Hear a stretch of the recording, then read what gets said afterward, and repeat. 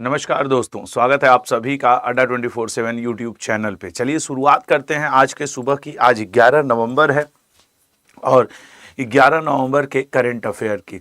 देखो, एक बात कहीं ना कहीं बड़ी तय और बड़ी क्लियर है कि आपके और हमारे बीच में, जैसा कि आप सभी जानते होंगे कि कल दिल्ली में लाल किला मेट्रो स्टेशन के पास एक बहुत बड़ा बम विस्फोट हुआ। बम विस्फोट तो अभी कहना जल्दबाजी होगी, विस्फोट हुआ और जिसमें कि कई लोगों के दुखद प्राण चले गए और कई लोग घायल हैं जो जिंदगी और मौत के बीच में जूझ रहे हैं। तो ऐसे स्थिति में पूरा देश ही परेशान है। सभी लोग सोच रहे हैं यार ये ऐसे हुआ कैसे, किसने किया। अब यह तो बाद में ही सरकार बता पाएगी कि ऐसा कैसे हो गया, किसने किया, क्यों हुआ, क्योंकि ये सब जांच का विषय है। लेकिन हम लोगों को अपनी सतर्कता हमेशा बरतनी चाहिए। भारत सरकार के दिए गए दिशा निर्देशों को पालन करना चाहिए भीड़ भाड़ वाली जगहों पे। ओवरऑल जब इसके बारे में पता चलेगा तो हम आपकी तरह हम आप सभी इस बात को जान पाएंगे, लेकिन जो कि काफ़ी दुखद रहा था। अब आज की जो क्लास की बात अगर की जाए तो चाहे आप एसएससी, रेलवे, पुलिस एग्जाम किन्हीं की भी बात करें, वो आपके लिए ज़रूरी बनेगा। और ये एक छोटा सा इन्फॉर्मेशन कि 18 नवंबर को हम लोग DAVV ऑडिटोरियम हॉल इंदौर आ रहे हैं। तो आपसे रिक्वेस्ट होगा कि प्लीज़ वहाँ पे अगर आप आ सकते हैं आसानी से तो आइएगा। तिरंगे को सैल्यूट किया जाएगा और उसके बाद शुरुआत की जाएगी आज के क्लास की। तो आज तारीख हो गई 11 नवंबर। चलो पहला क्वेश्चन डिस्कस करते हैं और उसके बाद चलते हैं, देखते हैं कि उसके बाद क्या बनेगा। पहला क्वेश्चन हमारे आपका पता है, वो सर्दी जुकाम तो अब होगा भाई। ये तो अब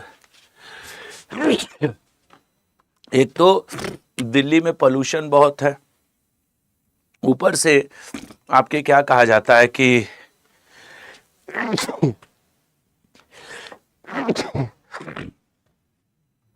ऊपर से बाहर से आता हूं तो काफी ठंडी रहती है और जब स्टूडियो के अंदर आता हूं तो यहाँ पे काफी गर्मी रहती है, हाफ टी शर्ट पे आना पड़ता है। तो ये जो सर्दी गर्मी है ना, ये बड़ा रुला देती है। जैसे बाहर अभी स्कूटी चला के आए तो एकदम ठंडी लग रही थी, यहाँ आके जैकेट वैकेट उतार दिया। अब यहाँ आकर के ये रूम 2 रूम के अंदर है, जो ये स्टूडियो रूम है 2 के अंदर है। अब यहाँ भयंकर गर्मी, क्या ही कहे यार। यहाँ आने में सांस लेने में मुश्किल हो जाता है कि यार ससुरा इतना गर्मी पड़ रही है। और तुम लोग को लगता होगा अरे इतना हाफ, तुम लोग देखना दिसंबर में भी हम लोग ऐसे ही हाफ टी शर्ट में पढ़ा देंगे। खाली क्यों? क्योंकि स्टूडियो गर्म है। आइएगा, वाटर सेड महोत्सव पर 2 दिवसीय राष्ट्रीय सम्मेलन कहां आयोजित किया गया है? एक्चुअली देखो, वाटर सेड महोत्सव आंध्र प्रदेश में एक पर्टिकुलर जगह है गुंटूर, ठीक है ना। आंध्र प्रदेश के गुंटूर में ये 2 दिवसीय 2 डेज, ठीक है ना, 2 डेज का आयोजन हुआ है। ये 2 डेज का आयोजन हुआ है और पर्टिकुलर जगह की बात करें तो गुंटूर में हुआ है, ठीक है। गुंटूर, पर्टिकुलर गुंटूर में। उद्देश्य क्या था सर? एक्चुअली भारत सरकार ने वाटर सेड, ये जरूर याद रखना, ये योजना है, वाटर सेड का सेकेंड फेज लागू किया है। ये जो सेकेंड फेज लागू हुआ है, ये लागू किया है डॉक्टर पेम्मा रानी चंद्रशेखरन ने। ये कौन है सर? डॉक्टर पेम्मा रानी चंद्रशेखरन ने। ये हमारे देश के केंद्रीय संचार और ग्रामीण विकास राज्य मंत्री हैं। कौन है? डॉक्टर पेम्मा रानी केंद्रीय संचार एवं ग्रामीण विकास राज्य मंत्री हैं। इन्होंने वाटर सेट कार्यक्रम का फेज 2 लागू किया है और इसका जो फेज 2 है लला, वो 2021 से 2026 तक माना जाएगा, ठीक है ना। 2021 से 2026 तक वाटर फेज 2 माना जाएगा। इस वाटर सेट महोत्सव का उद्देश्य क्या है? इस फेज का महोत्सव क्या है? ये मान के चल रहे हैं कि प्रति वर्ष हमें कम से कम हमें 25,000 तालाबों का जीर्णोद्धार करना है। 25,000 तालाब या छोटे जो पानी के स्रोत हैं उनका क्या करना है, जीर्णोद्धार करना है, ताकि उनसे सिंचाई और चीजें हो सकी। तो आंध्र प्रदेश के गुंटूर में 2 दिवसीय वाटर सेट कार्यक्रम हुआ, जिसके अंतर्गत डॉक्टर पेम्मा रानी चंद्रशेखरन, केंद्रीय संचार एवं ग्रामीण विकास राज्य मंत्री, ने 2021 से 26 के वाटर सेट फेज 2 का अनावरण किया है। दूसरे चरण को लागू किया गया है। तो अब इस दूसरे चरण के लागू होते ही यह माना जाएगा कि इस वाटर सेट यात्रा से किसानों को फायदा मिले। ये सपोज करके किया जा रहा है कि भाई ये पूरी हरियाली और खुशहाली के लिए ही ये चीजें की जा रही है। तो भूमि और जल संसाधन के हर खेत में हरियाली व खुशहाली, ये इसकी टैगलाइन है, ठीक है ना, भूमि व संसाधन के माध्यम से। तो याद रखना। अगले पॉइंट पे आते हैं, अगला क्वेश्चन देखते हैं कि अगला क्वेश्चन क्या है सर। अन्य महोत्सव में देखें तो अभी तीसरा अंतर्राष्ट्रीय पर्पल फेस्टिवल, पिछली बार के एमटीएस के पेपर में खूब पूछा था पर्पल फेस्टिवल। कटी बिहू, चाहे एसएससी हो, रेलवे हो, बिहार पुलिस हो, यूपी पुलिस हो, यूपीएसआई हो, ये पूछना ही पूछना है। निगोल चाकोम्बा उत्सव मणिपुर, तीसरा प्रवासी परिचय उत्सव रियाद में, और कार्तिक नाच महोत्सव अभी 2 दिन पहले नेपाल में आयोजन हुआ है। आंद्रे सी का हाल ही में निधन हो गया, वह 64 वर्ष की आयु उन्होंने जी ली थी। अब वे कौन थे, ये क्वेश्चन आपसे पूछ रहा है। देखो, आंद्रे श्री, इनके निधन पे कल देश के प्रधानमंत्री नरेंद्र मोदी जी ने भी शोक व्यक्त किया, वहीं तेलंगाना के मुख्यमंत्री रेवंत रेड्डी जी ने भी। रेवंत रेड्डी जी अब तेलंगाना कह दिए हैं तो इसका मतलब तो तय है कि सर इनका संबंध तेलंगाना से भी रहा होगा। एक्चुअली जो तेलंगाना का राज्य गीत है वो इन्होंने ही तैयार किया था, तेलंगाना का राज्य गीत, ठीक है, तेलंगाना का राज्य गीत जय जय हे, ठीक है ना, जय जय हे तेलंगाना, ये करके जो राज्य गीत है ये इन्होंने तैयार किया था, जय जय हे तेलंगाना। ये राज्य गीत जो है वो तैयार करने वाले आंद्रे सी ही हैं, और इन्हीं के निधन पर बहुत बड़े कवि रहे हैं, देश के प्रधानमंत्री से लेकर के अन्य राजनेताओं ने, और तेलंगाना के सीएम रेवंत रेड्डी ने इनके निधन पर शोक जाहिर किया है। 1961 में सिद्धिपेट नामक जगह पे इनका जन्म हुआ था। कब जन्म हुआ था सर? 1961 ईस्वी टू 2025, ये इनका जीवन काल रहा, जिसके अंतर्गत इन्होंने कई रचनाएं की जो कि इतिहास में अब अमर छाप छोड़ी हैं, ठीक है ना, 1961 से लेकर के। अब पर्टिकुलर जगह की भी बात की जाए तो सिद्धिपेट, पर्टिकुलर जगह की बात की जाए तो सिद्धिपेट नामक जगह पे इन्होंने क्या किया था, इनका जन्म हुआ था, सिद्धिपेट। तो ये हैं आपके आंद्रे श्री, इन्हें कई अवार्ड मिले हैं, तो ये बात अपने आप में ध्यान रखना होगा। और जय जय है तेलंगाना। आप देखो, जैसे कुछ बच्चे हैदराबाद तेलंगाना साइड से होंगे, उनको ये याद रखना ज़्यादा जरूरी है। अब निधन वाले में तो कुछ भी पूछ सकता है, लेकिन उनके लिए ज़्यादा जरूरी है। अगर हाल फिलहाल के निधन की बात करें तो जिसमें सबसे ज़्यादा आएगा गोपीचंद पी हिंदुजा, किम योंग और जेम्स वाटसन। सबसे इंपॉर्टेंट जेम्स वाटसन, इन्होंने 2014 में अपना नोबेल बेच दिया था, ये वाला पॉइंट भी इनसे जरूर याद रखना। और जेम्स वाटसन को नोबेल पुरस्कार मिला हुआ है क्रिक के साथ। वाटसन और क्रिक को डीएनए के डबल हेलिक्स मॉडल के खोज के लिए इनका निधन हुआ है। जितने भी आप ऊपर से लेकर नीचे तक राष्ट्रीय स्तर पे गोपीचंद पी हिंदुजा का हाल फिलहाल में, और इंटरनेशनल स्तर पर जेम्स वाटसन का निधन इंपॉर्टेंट बनता है याद रखने के पॉइंट ऑफ व्यू से। 11 नवंबर 2025 को अंगोला का कौन सा स्वतंत्रता दिवस मनाया गया? एक्चुअली हमारे देश की महामहिम राष्ट्रपति महोदया 5 दिवसीय विदेश यात्रा पे हैं। इनका विदेश, इससे पहले ये फिजी और न्यूजीलैंड इन सब की यात्रा पे गई थी। फिजी नहीं, हम लोग फिजी, दिल्ली, सूबा ये सब पढ़े थे। Timor Leste, Fiji, Timor Leste और न्यूजीलैंड, इन 3 यात्राओं पे राष्ट्रपति गई थी। अब 8 से लेकर 13 नवंबर ये विदेश यात्रा पे हैं। 2 देशों की विदेश यात्रा कर रही हैं। एक ये मुख्य रूप से, वो क्या कमेंट कर रहा है, अच्छा, एक ये मुख्य रूप से लुआंडा, ठीक है ना, एक देश ये गई हैं लुआंडा, एक देश ये गई हुई हैं लुआंडा, और वहां पे ये, और दूसरा देश ये जो यात्रा करेंगी वो बोत्सवाना। लुआंडा और बोत्सवाना जाने वाली ये पहली भारतीय राष्ट्रपति हैं। इनसे पहले कोई भी भारतीय राष्ट्रपति नहीं गया है।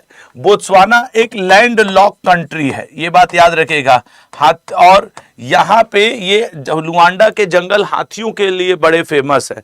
लुआंडा ये गई है। अच्छा, लुआंडा आपके पर्टिकुलर ये जो है ये अंगोला की राजधानी है। लुआंडा के ऊपर अंगोला लिख देना, पर्टिकुलर देश है अंगोला। अंगोला की राजधानी लुआंडा गई हुई है।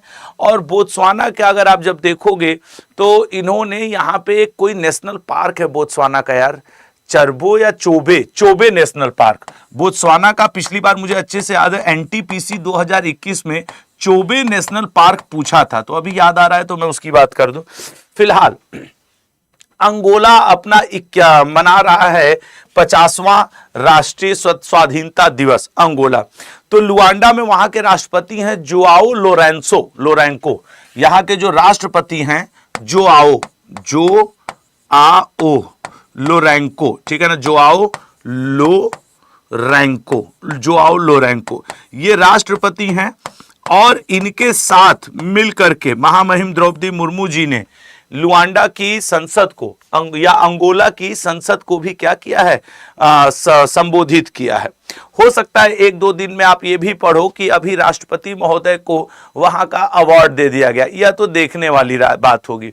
जैसे अंगोला की राजधानी लुआंडा है, वैसे बोत्सवाना की राजधानी क्या है, गैब्रोन। यहाँ की राजधानी गैब्रोन। एसएससी में तो नहीं, लेकिन रेलवे के पेपर में इन सब की आपसे राजधानी जरूर पूछ सकता है, या फिर ये भी पूछ सकता है कै तारीख से कै तारीख। यूपी का जब तुम एग्जाम दोगे ना तो वो सब तो ऐसा क्वेश्चन करते हैं यूपी पुलिस में, यूपीएसआई में, वो तारीखें पूछ देंगे कब से कब तक गई थी। तो ये आपको दोनों को याद रखना पड़ेगा कि ये गई थी, ठीक है ना। तो ये आपकी अंगोला गई हुई है। इंडिपेंडेंस डे 11 नवंबर को बनाया गया है। अंगोला की ही राजधानी लुआंडा है, अंगोला की राजधानी ही लुआंडा है। तो ये आप याद रखिएगा, ठीक है ना। अब ये अगला, अब 2 दिनों में हम लोग पढ़ेंगे बोत्सवाना। अब हो सकता है कल या परसों में हम लोग ये पढ़ें कि कौन सा अवार्ड इनको मिला, तो ठीक है, तो उसको देखा जाएगा, ठीक है। अगले पॉइंट पे आते हैं। तो अंगोला की राजधानी लुआंडा, आधिकारिक भाषा पुर्तगाली है। जोआओ लोरेंको यहाँ के राष्ट्रपति हैं। मुद्रा यहाँ की अंगोलन क्वांजा है। हाल ही में किस बल की बहादुर ट्रैकर डॉग बबीता को सरदार वल्लभ भाई पटेल RRU राष्ट्रीय K9 वीरता पुरस्कार, ये K9 वीरता पुरस्कार एक्चुअली ये क्यों दिया गया सर? ये जो एक बबीता नाम की डॉग है, ठीक है ना, बबीता नाम की डॉग है, और ये भारतीय सेना में पदस्थ हैं, और इनको अमृतसर में, ठीक है ना, ये अमृतसर में इन डॉग ने तैनात थी। उस दौरान इन्होंने अपने मतलब सूंघने की क्षमता और कौशल बुद्धिमत्ता का प्रयोग करके 3 तस्करों को पकड़वाया। उन 3 तस्करों के माध्यम से भारतीय सेना को कई अन्य राज खोलने में मदद मिली। इस काम के लिए जो सीमा सुरक्षा बल बॉर्डर सिक्योरिटी फोर्स है, उसने इन्हें 2025 का K9 वीरता पुरस्कार दिया है। किसको? बबीता नाम की डॉग को, ठीक है ना, K9। और ये पूरा एक अवार्ड सेरेमनी किया गया, अवार्ड समारोह किया गया सरदार वल्लभ भाई RRU नेशनल में। तो ये जो आप पर्टिकुलर डॉग देख रहे होगे, इसका नाम बबीता है, जिन्हें K9 राष्ट्रीय वीरता पुरस्कार से सम्मानित किया गया है। किस काम के लिए? इस काम के लिए कि इनके द्वारा 3 बड़े लेवल के तस्करों को पकड़ा गया है, ठीक है ना। तो ये नाम भी आप याद रखेंगे, बबीता, सीमा सुरक्षा बल। खास करके जैसे आप GD का एग्जाम देते हो, MTS का एग्जाम देते हो, कोई पुलिस जैसे यूपी पुलिस, बिहार पुलिस, तो पुलिस के एग्जाम में अब ये इंपॉर्टेंट हो जाएगा। एक बार के लिए चलो मान लें कि एसएससी में ना पूछे, लेकिन जैसे RPF का एग्जाम आप दीजिए, उसके लिए इंपॉर्टेंट हो जाएगा। तो छांट लेते हैं करंट अफेयर अलग अलग एग्जामिनर अपने हिसाब से कि भाई RPF वालों के लिए जरूरी है, GD वालों के लिए जरूरी है, पुलिस वालों के लिए जरूरी है। एसएससी में हो सकता है ना पूछे, रेलवे में ग्रुप D में हो सकता है ना पूछे, लेकिन उसमें अन्य चीज में तो करंट अफेयर जब पढ़ा करो ना, तो अपने एग्जाम को भी ध्यान में रखा करो। मैं इस एग्जाम के लिए पढ़ रहा हूँ या पढ़ रही हूँ, इसलिए ये जरूरी बनेगा, ठीक है ना। तो हैदराबाद में आयोजित कार्यक्रम में ट्रैकर डॉग बबीता को ये अवार्ड दिया गया है। ये थोड़ा सा आपको याद रखना होगा, ठीक है ना, ये आपको थोड़ा सा याद रखना होगा। अगले पॉइंट पे आते हैं। अगर हाल फिलहाल के लिए देखोगे तो हम लोगों ने कल ही पढ़ा था, पेट्रियट ऑफ द ईयर का अवार्ड मेलानिया ट्रंप को मिला है फॉक्स नेशंस द्वारा, जो कि आपके डोनाल्ड ट्रंप की वाइफ हैं और पहली महिला इनको कहा जाता है of America. Princess of Asturias sports award 2025 के लिए सेरेना विलियम्स को दिया गया है। इंटरपोल पदक शेख राशिद बिन अब्दुल्ला अल खलीफा, ये बहरीन के गृह मंत्री को दिया गया है। और ये सबसे इंपॉर्टेंट है, सबसे लास्ट वाला, रेमन मैग्सेस पुरस्कार जीतने वाला पहला भारतीय संगठन। वैसे तो रेमन मैग्सेस पुरस्कार आचार्य विनोबा पहले भारतीय व्यक्ति थे, लेकिन अब इसी साल एजुकेट गर्ल्स नाम की संस्था को रेमन मैग्सेस पुरस्कार जीतने वाला पहला भारतीय संगठन बन गया है, तो ये भी थोड़ा सा ध्यान रखा जाएगा। पीढ़ीगत तंबाकू प्रतिबंध लगाने वाला दुनिया का पहला देश, सर दुनिया का पहला देश बन गया है मालदीव। अब इसने क्या किया है, बोला है कि 2007 के बाद जन्म वाला कोई भी व्यक्ति न ही तंबाकू खरीद सकता है, न ही तंबाकू का उपयोग कर सकता है, न ही तंबाकू की बिक्री कर सकता है, न ही तंबाकू की बिक्री कर सकता है। न खरीदेगा, न उपयोग करेगा, न बिक्री करेगा। और अगर वो इस तरीके की चीजें करता है तो भैया फिर तो समस्या है, ठीक है ना, फिर तो समस्या है। ये नियम कब से लागू हो गया सर? मालदीव ने कहा है कि 1 नवंबर 2025 से ये लागू है।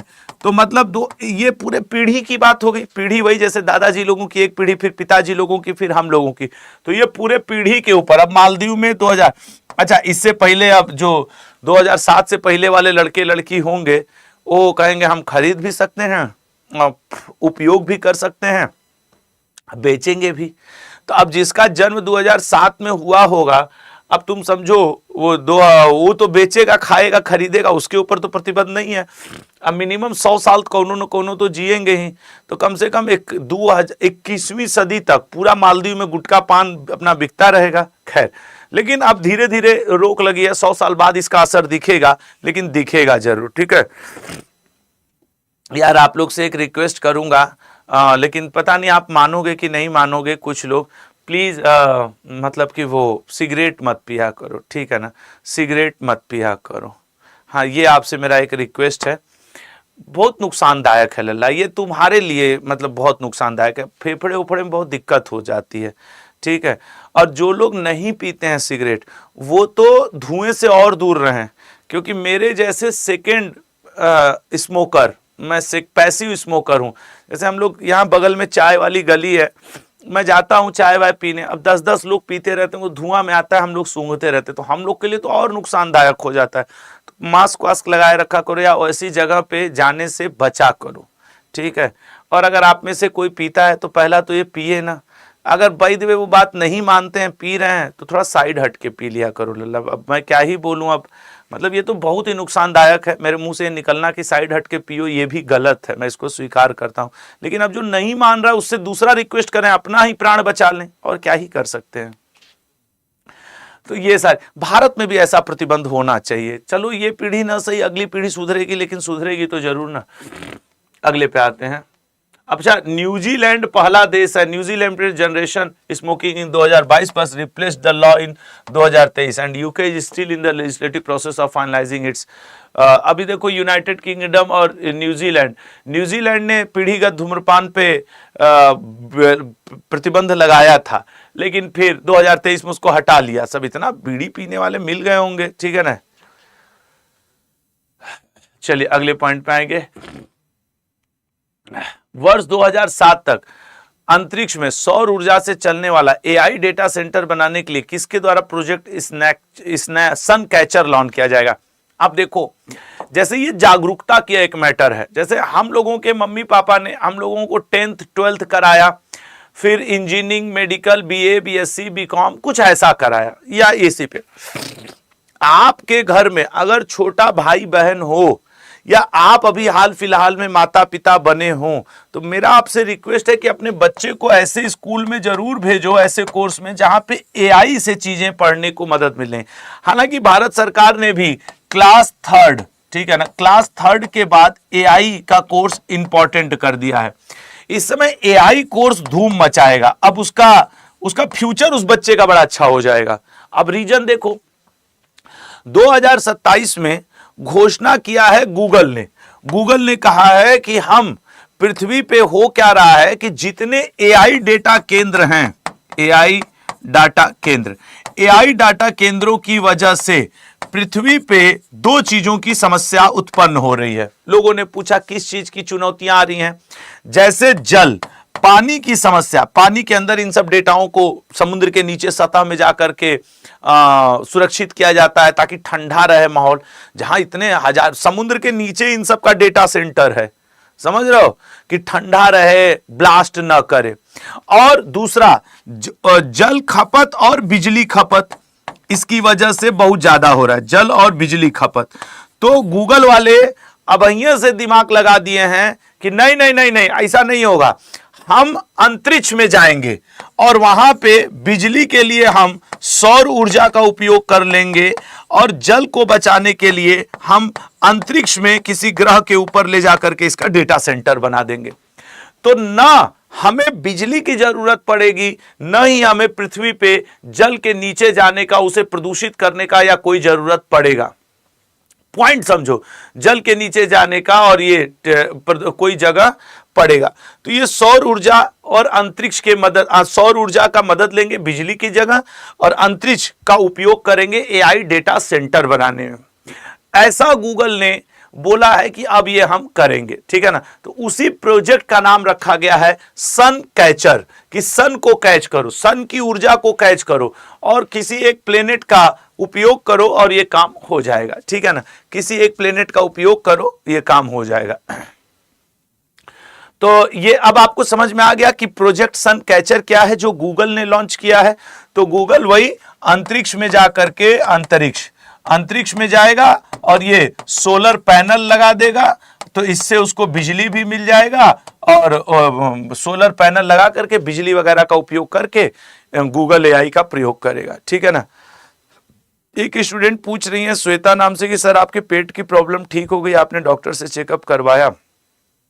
सच तो ये है 2 महीने पहले करवा लिया है, लेकिन अभी भी हल्का हल्का दर्द रहता है पेट में, मेरे यहाँ पे इस पोर्शन में। उसने जो एंडोस्कोपी की उससे ये पता चला कि छाले अल्सर जैसी चीज हो गई। इससे मुझे उसकी दवा मैंने डॉक्टर की 45 दिन खाई, 45 दिन तक आराम था। इधर 10 दिन से मैं दवा उसकी नहीं ले रहा हूँ, फिर से लगभग वैसा ही हो गया। तो अब मुझे ये सोचना है कि मुझे डॉक्टर चेंज करना पड़ेगा, क्योंकि फिर वहीं पे दिक्कत मुझे शुरू, जैसे मैं पिछले 5-7 दिनों से नोटिस कर रहा हूँ कि फिर से यहाँ दर्द हो रहा है। तो इस बार जिस डॉक्टर को मैंने दिखाया उसने ये तो रिकॉग्नाइज कर लिया कि इनके पेट में प्रॉब्लम क्या है, छाले पड़े हुए हैं या अल्सर जैसी दिक्कत है। लेकिन 45 दिन दवा खाना भी कम थोड़ी होता है। 45 से 50 दिन खाया हूँ और 10 दिन से छोड़ा हुआ हूँ। दीपावली के बाद से बनारस चला गया तो फिर से वही प्रॉब्लम। तो डॉक्टर शायद चेंज करना पड़ेगा और वो रिपोर्ट दिखानी पड़ेगी, ये चीजें हैं। चलो, तो हम लोगों ने ये क्वेश्चन पढ़ा कि गूगल अंतरिक्ष में और सौर ऊर्जा में ये चीजें कर रहा है, ठीक है ना, सौर ऊर्जा के माध्यम से।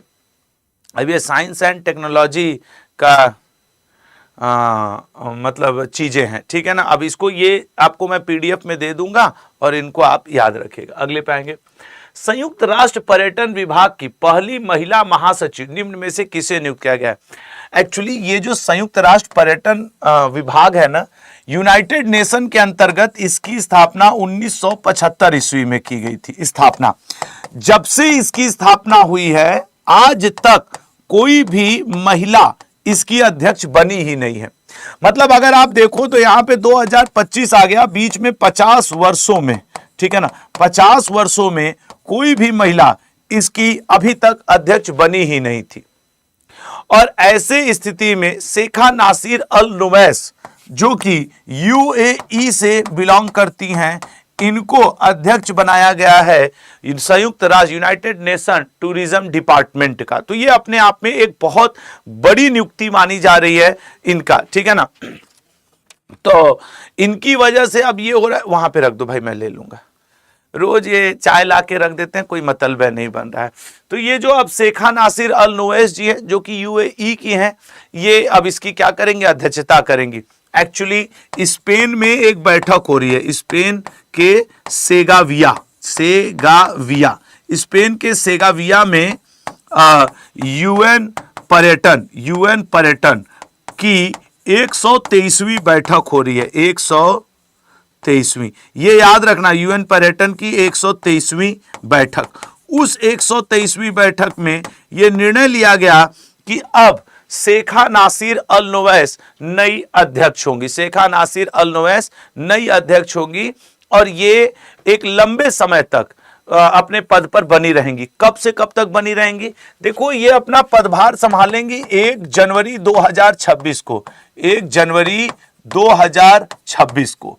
वहां से ये 4 साल का कार्यकाल इनका रहेगा। 4 साल का कार्यकाल।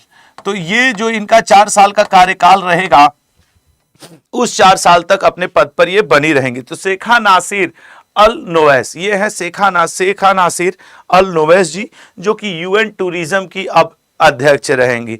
अब बताओ, अब मैडम अच्छी दिख रही हैं, अब ये बोलेंगी आप लोग आइए, घूमिए।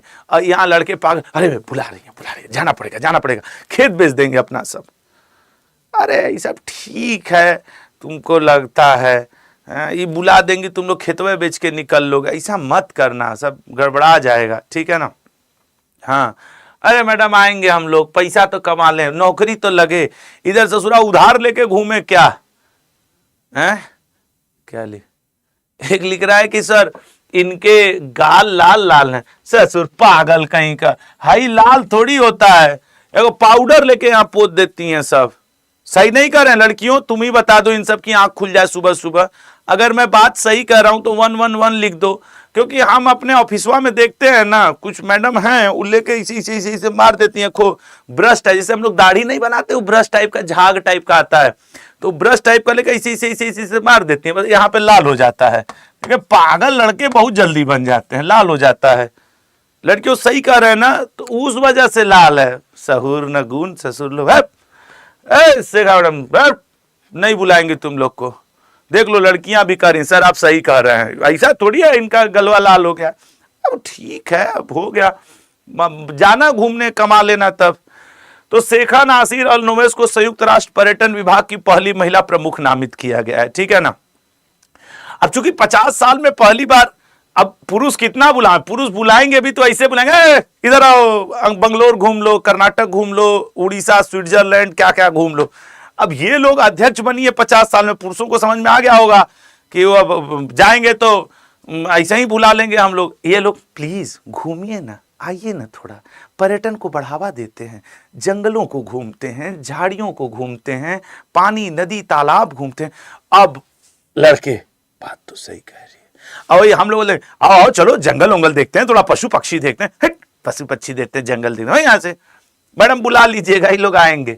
हो गया, तो अब ये नासिर जी हैं, वे संभाल लेंगी। अब देखो, कह रहा है कि ये जलवायु परिवर्तन, तकनीकी त्वरण, भू राजनीति सब बदल देंगी, अब बदल ही देंगी, समझ रहे हो। अब बदल गया शेखा अल नोवैस, अब बदलेंगी ये पूरा माहौल।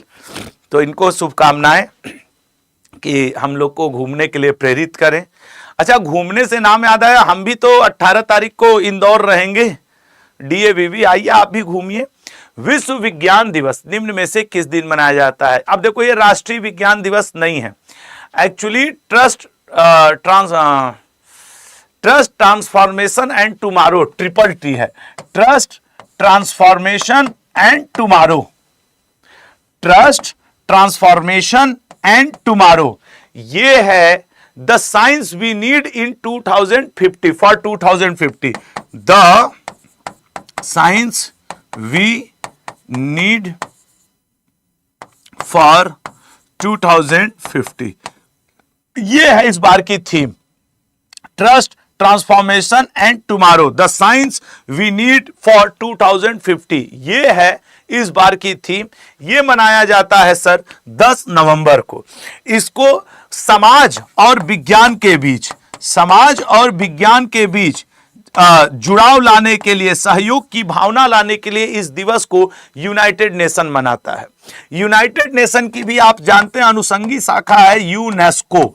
यूनेस्को इसको पहली बार 2001 में मनाया था, पहली बार 2001 में मनाया गया, पहली बार 2001 में मनाया गया था। उसके बाद से ये लगातार मनाया जा रहा है वर्ल्ड साइंस डे। तो इस दिन विज्ञान को समाज के साथ जोड़ने के लिए इस दिवस को मनाया जाता है, प्रतिवर्ष मनाया जाता है, यूनेस्को द्वारा मनाया जाता है। और अच्छा, 2001 में इसे क्यों मनाया गया था? क्योंकि 10 नवंबर 1999 को बुडापेस्ट, हंगरी में यूनेस्को ने एक बहुत बड़ी विज्ञान के ऊपर बैठक की थी। उसी दिन के याद में यूनेस्को ने घोषित किया कि हम 2001 से 1999 बैठक हुई, 2000 में दिमाग में आया कि यार एक साइंस डे मनाते हैं, तो 2001 में पहली बार मना लिया गया। ठीक है ना। आज शाम को, चूंकि आज आपके कल 12 नवंबर रहेगा और कल CHSL का एग्जाम शुरू है, आज शाम को मैं आपको करेंट अफेयर के क्वेश्चन और वो आपके क्या कहते हैं मॉडल पेपर स्टैटिक जीके के पढ़ाऊंगा। प्लीज लाइव रहिएगा। जिनका भी CHSL का एग्जाम है वो लोग आज शाम 7 बजे वाली क्लास मत छोड़ना। मैं छांट करके 100 क्वेश्चन करेंट अफेयर के 25-25 के 4 सेट बना के पढ़ाऊंगा और 100 क्वेश्चन मैं पढ़ाऊंगा 2 मॉडल पेपर। ठीक है ना, 2 बल्कि मैं 150 क्वेश्चन करेंट अफेयर के कर दूंगा और 2 मॉडल पेपर कुछ इस तरीके का करूंगा, ताकि आपका जो CHSL का है वो अच्छा निकल जाए। हाल ही में टाइम आउट द्वारा जारी सर्वेक्षण में या तो आज शाम को टोटल करेंट अफेयर के सेट रहेंगे 25-25 के पूरे साल भर के, तो वो SSC रेलवे सबके लिए जरूरी हो जाएंगे। एशिया का सबसे खुशहाल शहर किसे घोषित किया गया है? देखो, वैसे तो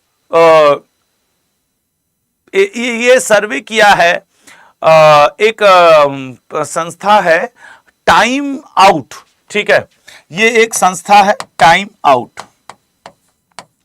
ये एशिया के प्रमुख शहरों में जाकर के, ये एशिया के संस्था द्वारा सर्वे, टाइम आउट संस्था द्वारा सर्वे किया गया। इसने 5 पैरामीटर को प्रमुख रूप से ध्यान में रखा। वैसे तो इसने कई पैरामीटर और आम नागरिकों से घूम घूम करके क्वेश्चन किया, जिनमें टोक्यो हो, कलकत्ता हो, संघाई हो, मुंबई हो या चियांग माई सिटी हो जो कि थाईलैंड में पड़ता है। सबसे पूछा कि कुछ पैरामीटर, आपकी आय कितनी है, आप खाते क्या हो, आप घूमते कब हो, बहुत सारी चीजों को पूछ करके खुशहाली पैरामीटर तय किया। इस में पाया गया कि मुंबई जो है वो पहले नंबर में है एशिया में खुशहाली के मैटर में, और दूसरे नंबर पे बीजिंग है। ठीक है ना, दूसरे नंबर पे चीन का बीजिंग, ये सेकंड पोजीशन पे है। ठीक है, ये सेकंड पोजीशन पे है कि यहां के लोग दूसरे नंबर पे खुश हैं। संघाई तीसरे पे है। और एक शहर का नाम बताऊंगा, ये चर्चा में आया है, चियांग माई। ये थाईलैंड में पड़ने वाला जगह है, थाईलैंड। और यहां पे क्या होता है कि आपके ये चौथा सबसे ज्यादा आपके खुश शहर है चियांग माई, और आपके बीजिंग दूसरा, थर्ड संघाई और पहला है मुंबई। ठीक है ना, टाइम आउट नाम की संस्था। तो मुंबई के लोगों ने कहा है कि भैया हम बहुत खुश हैं, बहुत बढ़िया चल रहा है हमारा। ठीक है ना। चलिए अगले पॉइंट पे चलते हैं। तो ये आपको याद रखना होगा कि एशिया के सबसे खुशहाल शहरों में मुंबई को शामिल किया गया है। ये पूरी लिस्ट है, हालांकि पूरा याद करने की जरूरत नहीं है, आप तो अपना मुंबई याद कर लो, 1 नंबर मिल जाएगा। चाहे आप पुलिस एग्जाम दो, SSC एग्जाम दो, रेलवे एग्जाम दो, 1 नंबर यहां से आपको मिल जाएगा। पूरा याद करने की जरूरत नहीं है। ISSF विश्व चैंपियनशिप में पदक जीतने वाले पहले व्यक्तिगत भारतीय निशानेबाज कौन बन गए हैं? एक स्टूडेंट करें सर साइंस और उसका PDF हिस्ट्री का, वो current affairs by Ashutosh sir, जो मेरा टेलीग्राम ग्रुप है जिसमें 73-74 हजार लोग हैं, वही वाला ज्वाइन करना। उस पे PDF पड़ी रहती है। अभी ये भी PDF उसी पे दे देंगे। ISSF विश्व चैंपियनशिप एक्चुअली दोहा में होने वाला है। ISSF विश्व कप, उसके लिए क्वालिफाई कर लिया है आपके अनीस भानवाल जी ने। अनीस भानवाल जी की बात की जाए तो अनीस भानवाल जी ये सोनीपत हरियाणा के रहने वाले हैं। ठीक है ना, सोनीपत हरियाणा के रहने वाले हैं, मूल निवासी हैं। और इन्होंने, अनीस भानवाल जी ने ISSF विश्व चैंपियनशिप में रजत पदक जीता है। और ऐसा करने वाले ये पहले, ठीक है ना, ये पहले भारतीय बने हैं।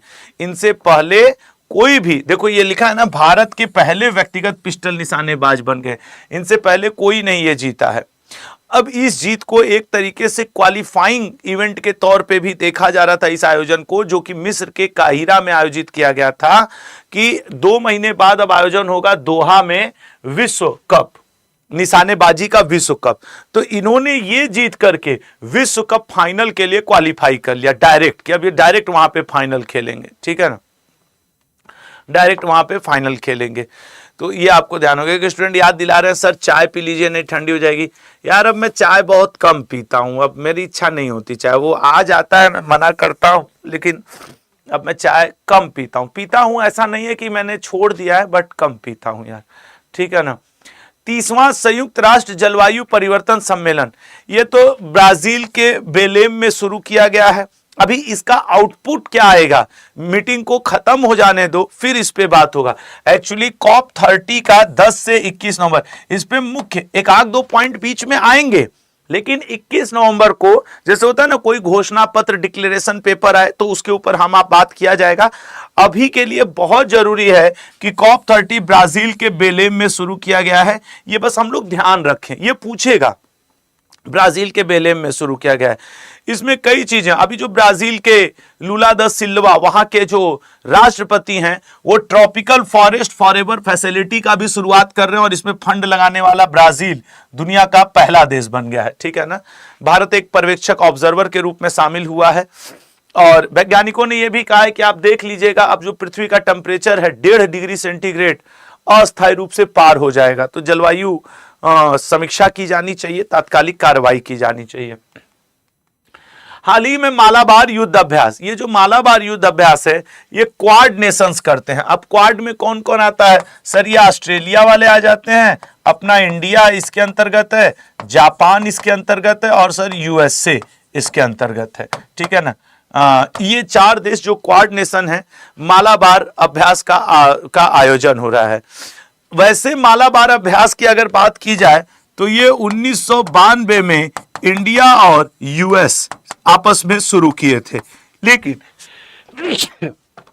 समय के साथ, ठीक है ना, समय के साथ ये और बढ़ता चला गया, और फिर अब ये क्वाड नेशंस, इसमें ऑस्ट्रेलिया और जापान भी शामिल हो गए हैं, ठीक है। 1992 में देखो शुरुआत हुई थी, और तब खाली भारत और अमेरिका की नौसेनाओं के बीच एक अभ्यास हुआ करता था। अब तो क्वाड वाले सारे कर रहे हैं। 10 नवंबर से शुरू हो गया, हो का रहा है नॉर्थ पैसिफिक ओशियन साइड, उत्तरी प्रशांत क्षेत्र में इसका आयोजन हो रहा है, ठीक है। तो ये हमको लग रहा है 1-2 दिन बाद भयंकर जुकाम मुझे रहेगा। वो होता है ना कि 1-2 उस दिन लल्ला मैं शायद ऑफिस ना पाऊं, अभी शुरुआत हो रही है, तो होता है ना जुकाम में 1 या 2 दिन आप एकदम बहुत ठंडी लगना, वो वाली स्थिति। अभी मुझे लगता है आज और कल परसों मेरा संघर्ष चलेगा, 1-8 दिन के लिए बेड पे जाऊंगा कि खूब नाक बह रही है, सर भारी है, आंख लाल है, वो होगा, मौसम चेंज हो रहा है तो होगा। वैसे भी दिल्ली में इतना प्रदूषण है ना, इतना प्रदूषण है जिसकी कोई सीमा नहीं है इस समय। आनुवंशिक विकारों से निपटने के लिए भारत की पहली जनजाति जीनोम परियोजना गुजरात में शुरू की गई है। ये हम लोग एक क्वेश्चन पहले भी पढ़ चुके थे जब गुजरात ने इसकी घोषणा की थी। एक्चुअली जनजातीय लोगों में जो आनुवंशिक रोग चला आता है उसको कैसे खत्म किया जाए, इसके लिए गुजरात में पर्टिकुलर एक परियोजना शुरू की गई। इससे क्या किया जाएगा कि जो आदिवासी समुदाय के हमारे भाई बहन हैं उनके जीनोम सीक्वेंसिंग, उनके जीनोम अनुक्रमण का क्या किया जाएगा, सैंपल अपने पास भारत राज्य सरकार गुजरात रख लेगी और फिर उसका पूरा डेटाबेस तैयार करेगी। डेटाबेस तैयार करने के बाद जैसे कि सिकल सेल एनीमिया, थैलेसीमिया जैसे जो रोग होते हैं हमारे आदिवासी भाई बहनों में अगर होते हैं तो उससे उनको क्या मिल सके, उपचार मिल सके। तो ऐसा करने वाला भारत का पहला राज्य कौन बन गया है, आपके गुजरात।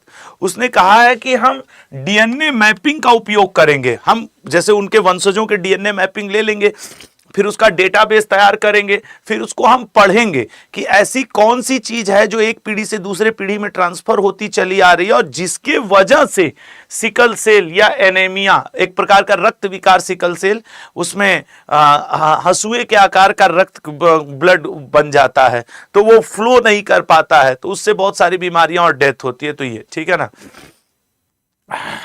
तो ये सारी चीजें हैं। 17 जिलों के 4000 से अधिक जैविक नमूने एकत्र करेगी गुजरात राज्य सरकार और उसका अध्ययन करेगी।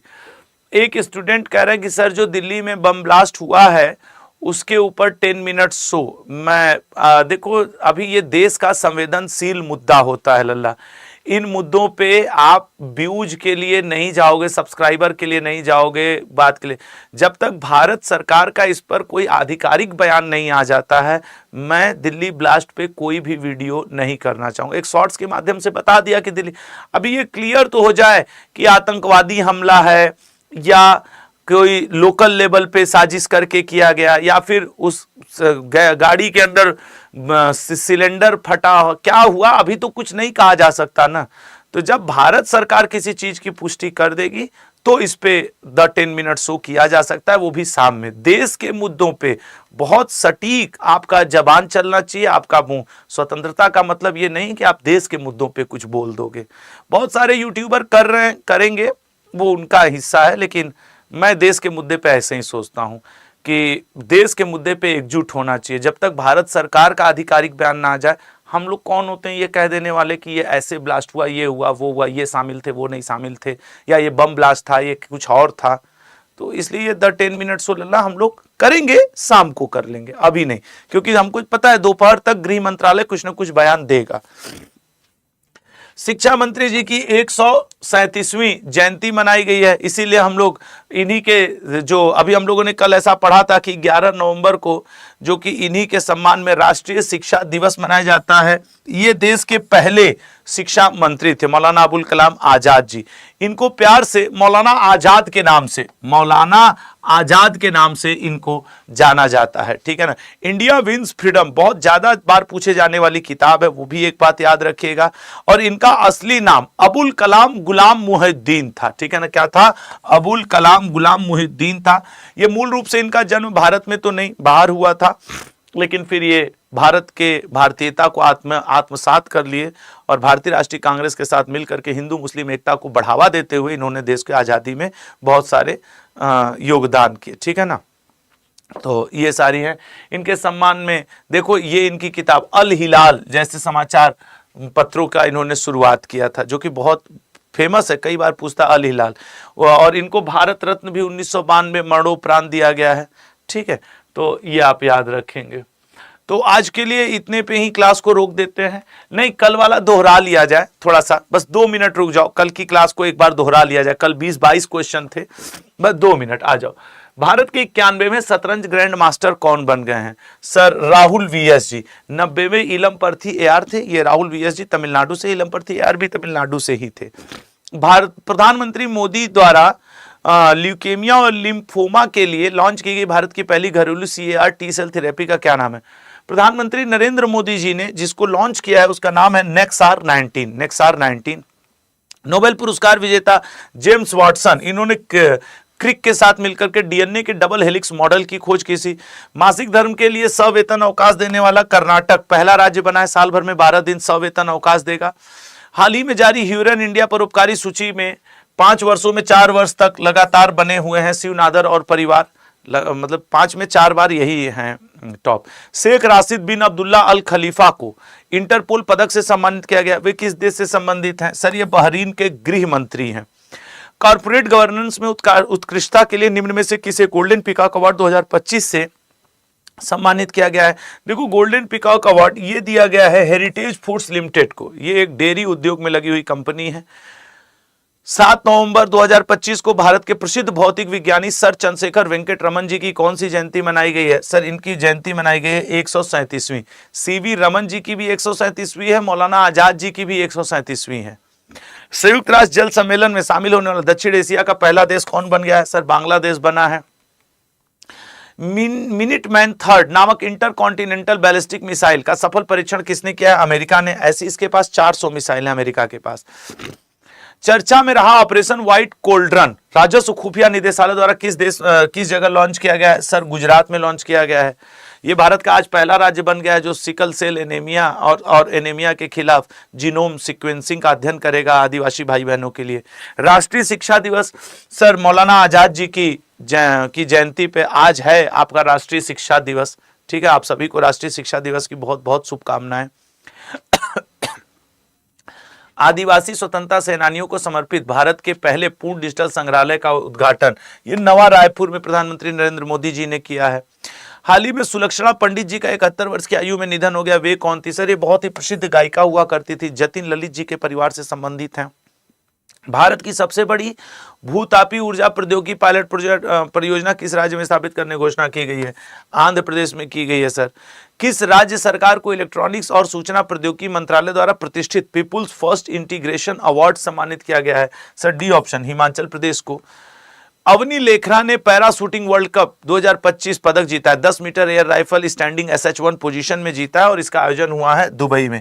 और इसी में 50 मीटर SH1 स्टैंडिंग पोजीशन में आकाश नाम के खिलाड़ी ने गोल्ड मेडल भी जीता है।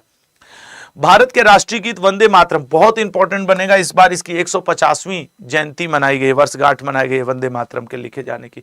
बहुत इंपॉर्टेंट ये बनेगा, मैं आपको कह रहा हूँ, बार बार कह रहा हूँ, ये इंपॉर्टेंट बनेगा। ये भी पूछ सकता है पहली बार किस पत्रिका में छपा? बंग दर्शन आनंद मठ के अंतर्गत। और पहली बार गाया कब गया? 1896 में। पहली बार ये झंडे पे कब दिखा? 1907 में स्टुअर्टगार्ट जर्मनी में। तो बहुत सारे पॉइंट वंदे मातरम से बनेंगे। भारत सरकार ने भारतीय मूल के वैज्ञानिकों और देश के अनुसंधान एवं नवाचार तंत्र के बीच संबंध मजबूत करने के लिए कौन से पहल की शुरुआत की है? वैभव पहल की शुरुआत की है सर। हाल ही में कार्तिक नाच महोत्सव ये सर नेपाल में हुआ है, नेपाल में हुआ है। हाल ही में फॉक्स नेशन द्वारा 2025 का पैट्रियट ऑफ द ईयर का पुरस्कार मेलानिया ट्रंप को दिया गया है, मेलानिया ट्रंप को। सक्षम अंतर्राष्ट्रीय प्रतियोगिता के लिए चुनी गई पहली भारतीय पैरा एथलीट कौन बन गई हैं? तो वो बनी है सर शीतल देवी जी, शीतल देवी जी। फरवरी 2026 में दुनिया के सबसे बड़े AI शिखर सम्मेलन का आयोजन किस देश में किया जाएगा? AI शिखर सम्मेलन का आयोजन भारत में किया जा रहा है, दुनिया के सबसे बड़े, ये भाई जरूरी है। हाल ही में किसे प्रतिष्ठित princess of Asturias sports award 2025 सम्मानित किया गया है? सेरेना विलियम्स जी को सम्मानित किया गया है। ठीक है, सेरेना विलियम्स, वीनस विलियम्स, दोनों बहनें मतलब गजब की खिलाड़ी रही, ब्लैक ब्यूटी के नाम से भी इन्हें जाना गया। विश्व रेडियोग्राफी दिवस निम्न में से किस दिन मनाया जाता है? सर विश्व रेडियोग्राफी दिवस की बात की जाए तो 8 नवंबर को मनाया जाता है। आज तो 11 नवंबर है, राष्ट्रीय शिक्षा दिवस। ठीक है, तो याद रखिएगा। और हाँ, आप सबसे एक करबद्ध निवेदन है, 18 नवंबर को, आज 11 हो गया, सुबह में 10 बजे DAVV ऑडिटोरियम, देवी अहिल्याबाई विश्वविद्यालय के ऑडिटोरियम हॉल में आपसे मुलाकात होगी इंदौर में। तो अगर आप लोग आ सकते हैं, जो वहाँ के हों या आपके मित्र हों आ सकते हो, तो यहाँ पे बहुत कुछ कैरियर गाइडेंस और बहुत सारे फ्री गिफ्ट भी हम लोग लेकर आ रहे हैं। तो आपसे अनुरोध है कि आप अपने दोस्तों को भेज करके उसका लाभ उठा सकते हैं, खुद आकर के इसका लाभ उठा सकते हैं और वहाँ आप सबसे मेरी मुलाकात होगी। और मध्य प्रदेश के साथ मेरा एक अलग लगाव रहता है, उसका रीज़न है कि मेरी मौसी लोग वहाँ से हैं, तो मतलब उनकी शादी मौसी की MP वगैरह में हुई है, तो मेरा अक्सर आना। अब जब लॉकडाउन लगा था तो मैं 2 साल भोपाल में ही था, तो मुझे बड़ा अच्छा शहर भी लगता है इंदौर, मतलब भंवर कुआं वाला एरिया और उधर जो बैंक रोड वाला है, मैं बहुत घूमा हूँ इंदौर को, तो मुझे तो व्यक्तिगत तौर पे बड़ा अच्छा लगेगा यहाँ जा कर के। और यहीं से 60-70 किलोमीटर उज्जैन है, जहाँ महाकाल जी की मंदिर है, वहाँ भी मैं जाऊँगा और मैं निसंदेह आपके लिए और स्वयं के लिए, मैं वो नहीं कि आपके लिए प्रार्थना करके चलाऊंगा, जाहिर सी बात है अपने लिए भी करूंगा, अपने लिए और आपके लिए सफलताओं के लिए प्रार्थना भी करूंगा। तो मेरा आप सबसे रिक्वेस्ट रहेगा कि जो लोग इंदौर हैं या इंदौर के आसपास हैं या जो यहाँ आना चाहते हैं, वो सादर आमंत्रित हैं, आप आ सकते हैं आपकी स्वेच्छा से। जय हिंद, जय भारत। अपना और अपनों का ध्यान दीजिएगा। आज शाम 7 बजे वाली क्लास बिल्कुल भी मत छोड़ना। आज शाम 7 बजे हम लोग करेंट अफेयर का जो निचोड़ होता है, क्योंकि देखो 12 नवंबर को CHSL का पेपर है, मतलब कल तो करेंट अफेयर के वो क्वेश्चंस जो पेपर में आ ही सकते हैं, आज उसके मॉडल पेपर किया जाएगा। तो आपसे रिक्वेस्ट है कि प्लीज़ और प्लीज़ रहिएगा, छाइएगा। आज बहुत इंपॉर्टेंट सेशन होने वाला है, ठीक है ना? जरूर आइएगा, जरूर आइएगा। जय हिंद, जय भारत।